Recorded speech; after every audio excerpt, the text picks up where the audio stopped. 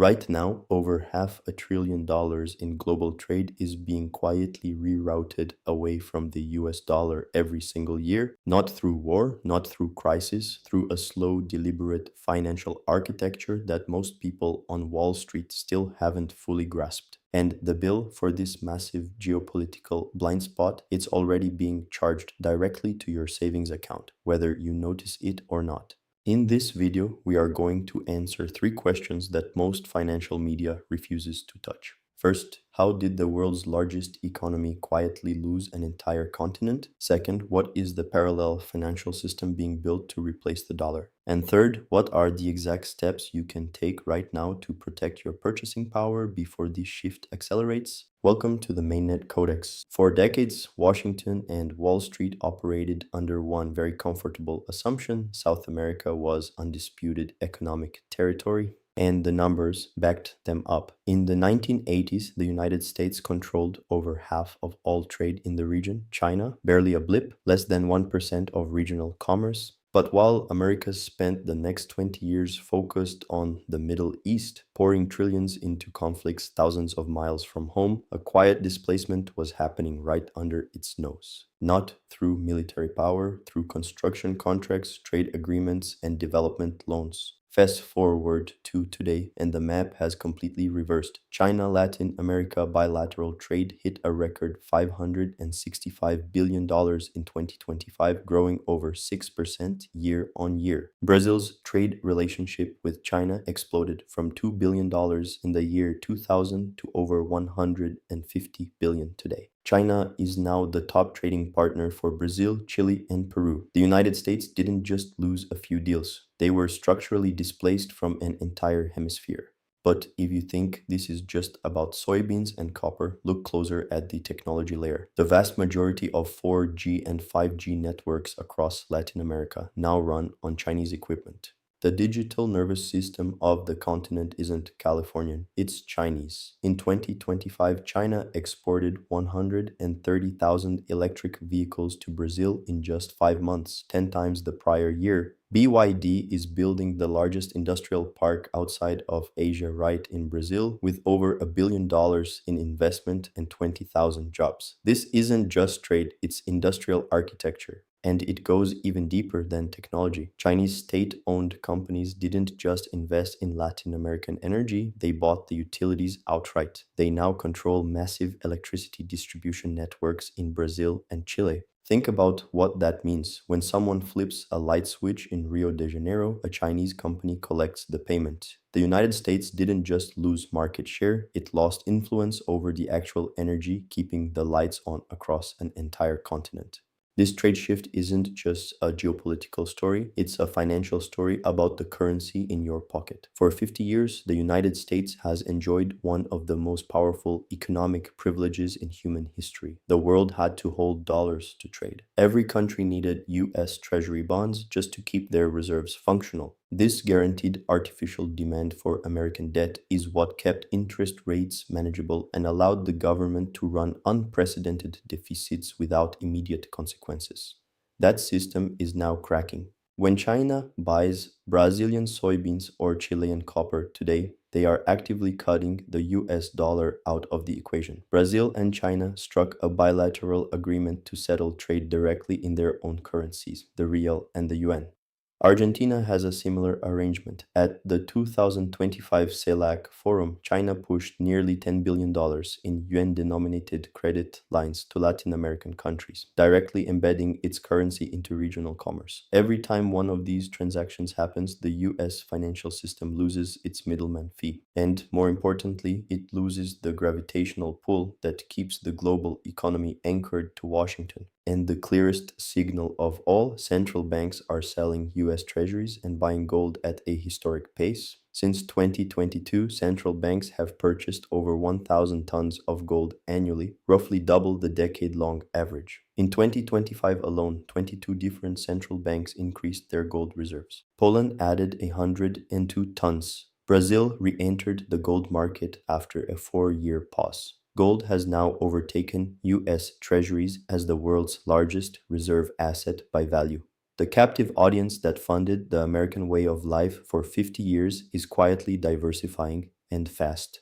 Now, if you're thinking critically, and you should be, you're probably asking, if the system is so fragile, why hasn't the dollar collapsed yet? It's a fair and important question. The dollar's resilience rests on what French economists in the 1960s called the exorbitant privilege. And it's still powerful. The euro is too politically fragmented to replace it. The yuan still represents less than 5% of global reserves, compared to the dollar's 58%. And the dollar is still used in roughly 88% of all foreign exchange transactions. You cannot replace New York overnight. But temporary is the critical word here. The erosion isn't just happening organically, it's being accelerated by how the United States uses the dollar as a weapon. Over the past few years, Washington has used swift sanctions to lock entire countries out of the global banking system overnight. And this triggered a wake up call across the global south. If your reserves can be frozen with a single executive order, holding US dollars isn't a safe haven, it's a strategic liability. The message was received loud and clear. You need a system that Washington cannot shut off. So the global south decided to build an entirely new game. Think of the global economy like a smartphone. For 80 years, the US dollar has been the exclusive operating system, the iOS of global finance. If Washington didn't like what your country was doing, they could simply delete your app from the store by cutting your access to SWIFT. Enter BRICS Pay and the push for central bank digital currencies. Think of it as Android for the financial system. China's cross-border interbank payment system, CIPS, already connects participants across 119 countries. Russia has SPFS, India has UPI, Brazil has PIX. The plan is to bridge these systems into one interoperable network. But let me be fiercely realistic here. I do data, not hype. BRICS Pay is still in early pilot stages. Russian officials said a fully operational system likely won't arrive until 2030.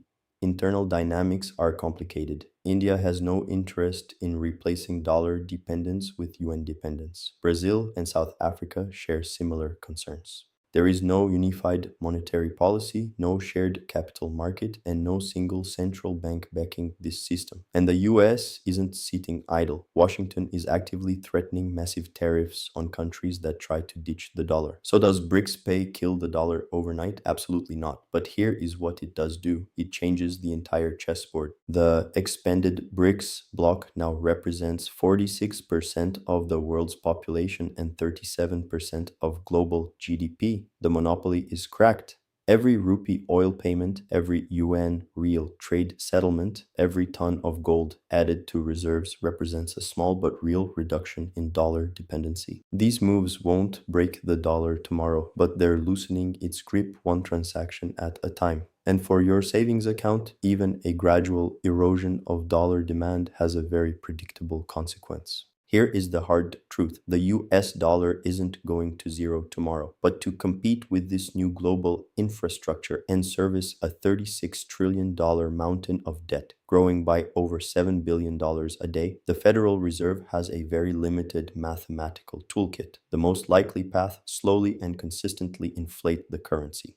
Tolerate higher persistent inflation to make that debt more manageable in real terms. Your purchasing power won't evaporate in a sudden crash. It will bleed out through a silent, relentless mechanism. The CBO projects annual deficits averaging over 6% of GDP for the next decade. That math doesn't lie. Historically, the defense against currency devaluation was straightforward: buy physical gold or real estate. But in an increasingly digital, globally connected economy, carrying gold bars is archaic, and real estate lacks immediate liquidity. The traditional 60-40 portfolio, 60% stocks, 40% bonds, was designed for the unipolar world of the 1990s. It simply wasn't built to protect against the kind of slow structural devaluation we are entering. The modern investor needs the stability of hard assets combined with the borderless speed of the digital economy. This is exactly why the biggest names in finance are pouring billions into RWA, real world assets tokenization. And this isn't crypto speculation. The on chain RWA market exploded from roughly $5 billion in 2022 to over $24 billion by mid 2025, a 380% increase in just 3 years. BlackRock's tokenized fund, vital, has grown to nearly $3 billion in assets. Goldman Sachs and BNY Mellon are tokenizing money market funds. JP Morgan's Kinexys platform is processing over 2 billion in daily transactions. BCG estimates the tokenized asset market could reach $16 trillion by 2030. So, how do you actually build your own shield? The modernized portfolio has three pillars. First, tokenized treasuries. Instead of holding cash that melts with inflation, you hold a digital token that represents short-term US government debt, earning the baseline yield of the economy with instant 24/7 settlement. Second, tokenized gold. Each digital token is legally backed by a real troy ounce in an audited vault. You get the historical hedge of gold with the speed and accessibility of a digital asset. Third, fractional real assets. Private credit and tokenized real estate, previously locked behind institutional gates, are now accessible to regular investors. If the currency devalues, the nominal value of these physical assets rises, naturally protecting your equity. The true power of combining these three pillars isn't just the assets themselves, it's the liquidity. In the old system, moving money out of real estate or international bonds could take weeks and cost heavy fees. In the tokenized economy, markets never close. You hold your wealth in a globally recognized format that can be liquidated or moved across borders in seconds. You are no longer a hostage to the operating hours of a local bank. That is the escape plan Wall Street is already executing. The only question is whether you'll adapt before the institutional players finish locking in their positions. So here is the bottom line. The geopolitical chessboard has permanently changed. America lost an entire hemisphere, not through defeat, but through distraction. The global south is building a parallel financial architecture, not to destroy the dollar overnight, but to create enough optionality that they are never again held hostage by a single power's monetary decisions. And the smart money, BlackRock, JP Morgan, Goldman Sachs, is already positioning for this new reality. The unipolar financial world of the 1990s is over. The dollar isn't dying in a day, but the purchasing power of every dollar in your savings account is being slowly, quietly, mathematically eroded. Understanding this shift doesn't make you a conspiracy theorist, it makes you financially literate in the world that actually exists. If this changed how you see global money, subscribe to the Mainnet Codex, where we decode the forces moving wealth and power worldwide. And tell me in the comments, do you think the dollar will still be the world's reserve currency in 20 years? I read every reply. Until next time, stay sharp.